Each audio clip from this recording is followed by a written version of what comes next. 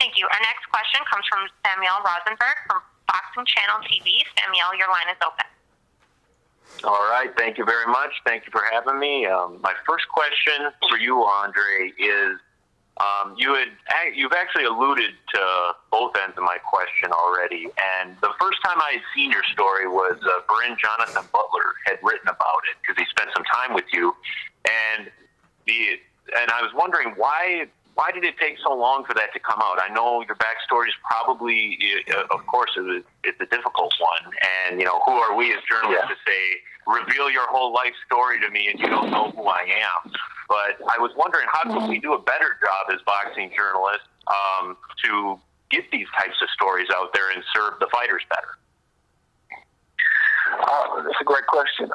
Bryn was he's a great guy, by the way, for Undefeated. It's the first time I really opened up about it. And the HBO piece that everybody just saw was the first time I think I've been on camera talking about, my story in detail. I think I probably mentioned some things here and there. But, from my standpoint, I'm a private person, number one. But number two, I've always wanted to respect my mom and dad. My dad didn't die in addict.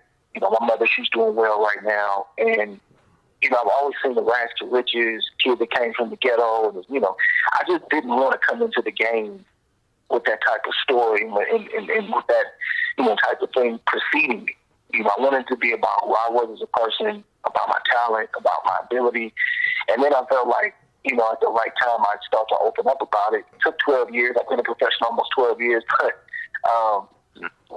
what kind of got me going was I just started to feel discontent with myself. I felt like, my supporters and my fans, they know me and they understand part of my story, but I thought it was just important just to kind of pull back the curtain and let them know, look, it wasn't, it hasn't always been easy, and just hoping that somebody, can relate to hopefully what I've gone through in some kind of way and gain some inspiration and some encouragement from it, and to relate to it and humanize you a little bit more, because I'm so much more than just a fighter. I've overcome so much more than what the public has seen, in the ring. I've overcome a lot in life, and that speaks to, my faith and just all these different things that people wonder about sometimes.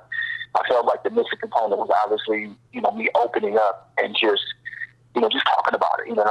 Obviously my father is deceased now, but I talked to my mom. I said, man, is it okay, Mom? She was like, hey, speak about it. So it was a process. It was a long process, but it was necessary, And I think just from a journalistic standpoint, I can't speak for any other athletes, but for myself, you just want to be able to know that you can trust the person you're talking to, and that there's not going to be anything added or taken away from your story to sensationalize it or whatever the case may be. I think trust is a big thing, and I think sometimes, people don't realize that goes a long way, because for me, if I can trust you and if I know that your yes is your yes and your no is your no, man, I'll give you the world, man. I'll give you more than, probably I expected to give you. And I've heard that from other athletes as well. Yeah, that makes total sense. I was going to say probably transparency, from a journalistic perspective, or from your perspective to ours. Like, tell me your life story. Well, who are you, Sam? I get it. Sure. But yeah, that kind of answers it. Anything else in general that you think boxing journalists in particular, what do we lack? What could we do better? Oh man, you're gonna get me in trouble, man. I don't. Now it sounds like, hey, trust me. No, I'm just teasing. I'm just teasing. No, at the end of the day, just to generalize it again, it's about just integrity and about trust, man. I think that's what. I don't think it's anything. You guys, individually and collectively, you guys obviously are great at what you do. That's why you guys cover the sport and cover other things as well, and maybe cover other sports. You guys obviously have that down pat, but I just think humanizing the athlete and looking at them more than just a commodity. Athletes, a lot of times they get the rap as being dumb and being meatheads and being, unintelligent, especially fighters. But regardless of what a person's, educational background is, they know if you're being real with them. They know if you're trustworthy. They can sense and feel if you have the best interest at heart. And just being genuine, man. And I think, being genuine and being upfront, being truthful, that takes care. That's like half the battle. And I feel like fighters and athletes will open up a lot, man, if they feel like they can trust. just I want to think, Yeah, that goes pretty close in line, though. The first time I'd asked that question was Thomas Hauser, and he said, sunlight's the greatest disinfectant. And I said, ooh, that's a good horrible there. I like that. Yeah, right. All right, well, hey, thanks for the insight, Andre. I did have another question for Michael. Michael, I was curious, are you a long-time boxing fan, or did you just get into it recently? No, you know what? I've been a boxing fan for many, many years. I remember, watching, Muhammad Ali against Leon Spinks in my home in Morristown, New Jersey, with my mother and my brother and my sister. When I got out of graduate school, I actually did an internship at Madison Square Garden Boxing and worked for Bobby Goodman, who, as you know, worked for Don King for many, many years as a matchmaker. So, boxing has been a passion of mine for many, many years. And when I joined Rock Nation, 3 years ago, we've just gotten into the sport. So, obviously, it was a great opportunity for me to embrace a sport that I've watched very, very closely for many, many years. And, we've been very fortunate now to work with some great fighters, namely Andre and Miguel Cotto and others. And it's really just been an incredible thrill for us. Yeah, you guys got some good fighters coming up too. I know I talked to Mo Hooker, Maurice Hooker, and yeah, you've got some other good ones. But yeah, that's interesting. I was just curious if you were also then. So you go back a ways with boxing. I was kind of curious what hooked you, and if you were instrumental too in Rock Nation getting into boxing, if you kind of helped push it at all. Well, listen, Jay-Z and Juan Perez, the head of our sports division, have been boxing fans for many, many years, and it was really their decision to get into the sport. I joined Rock Nation right at the moment that, we stepped into this space. Obviously, have helped, push it along.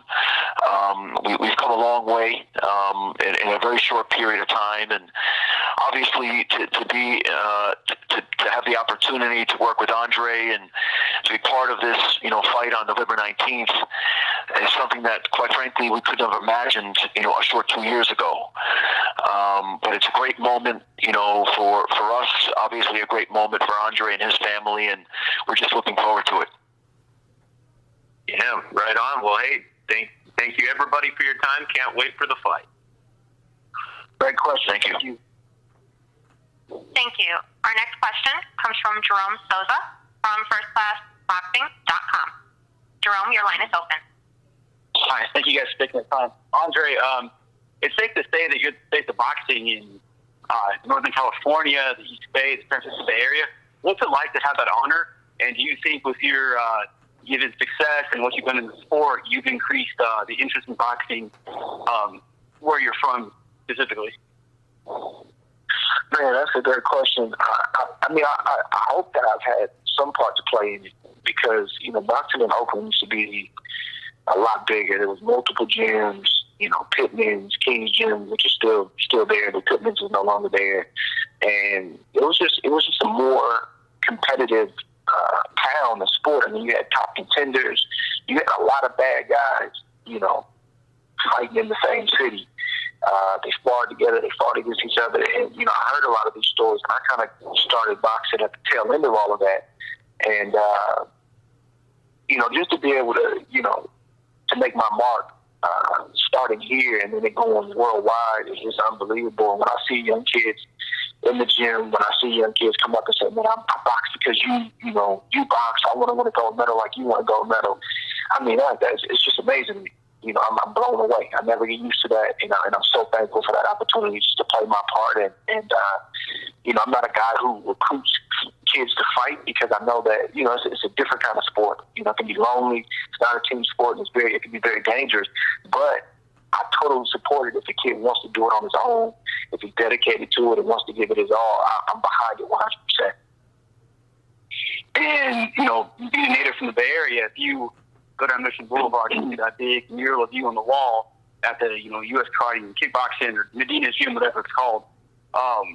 What's it going to be like when you'll have the opportunity to have that same, look at that mural years back, but now being, on the verge of pound for pound undisputed? What goes through your mind?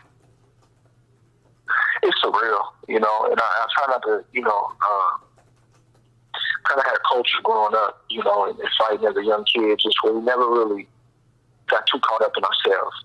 You know, we've never really patted ourselves on the back, and I'm talking me, Verge, and, you know, my father when he was alive. It's just, we've always had a blue-collar mentality. You know, we truly had that, and, you know, I honestly get a little scared sometimes to look back at what we've accomplished and kind of relish in it because, you know, the clock is still ticking. You know, I'm still active. It's still, you know, obviously November 19th, but I mean, you know, my career's still going, and, you know, I still got to continue to show up and show my worth and continue to be, you know, the champion that I am. And it's just hard sometimes to stop and look back at all you've accomplished and look back at the road that you know, traveled on, because it's just, you know, personally, you know, it's good to do it sometimes, but it's not really time to sit back and relish in that. And when I do peek back, just for a split second, it's just overwhelming. You know, I just can't believe that God has taken us this far. I can't believe that a young kid at 9 years old who just, you know, just wanted to do what his dad did has gotten this far. You know, if my father was alive, I'm sure he wouldn't be able to believe it either. And you threw out the first pitch at a few A's games. You know, you're at the Warriors game quite a bit. How much of a fan base is going to be there in Vegas? You know, the A's fans, the Raider fans, the Warrior fans. How many people are you going to see there?